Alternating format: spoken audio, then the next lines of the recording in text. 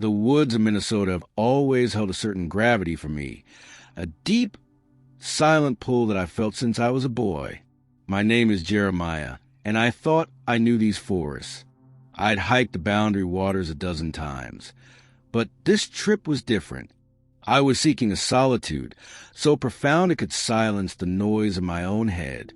I found it, and then I found something else. The first day was pristine.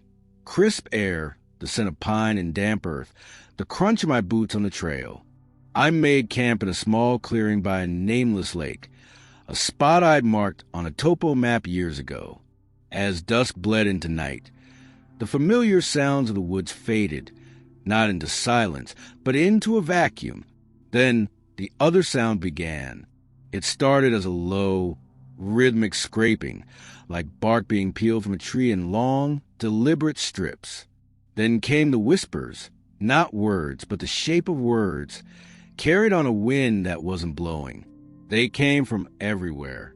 North, south, east, west, above. I'd unzip the tent flap, my heart a frantic drum against my ribs, and shine my flashlight into the absolute black. Nothing, not a rustle, not a glint of eyes.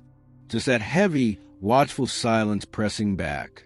On the second night, I got smart, or so I thought. I mounted my night vision camera on a tripod. Its green eye pointed into the gloom. The moment I hit record, the sound ceased. The forest became a museum diorama. I slept fitfully, a shallow, nervous sleep. At first light, I reviewed the footage. My blood turned to ice. There, at the very edge of the infrared glow, stood a figure.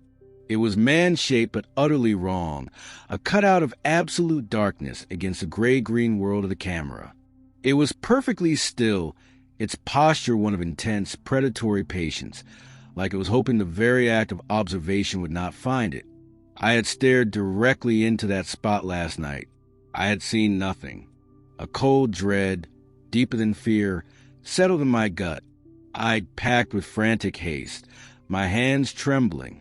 I needed to be gone, but the trail, my clear, well-marked path, betrayed me. I hiked for hours, my compass spinning lazily, the sun a confusing blur through the canopy. Every turn, every hopeful break in the trees, led me back to the clearing, back to the stone ring of my dead fire.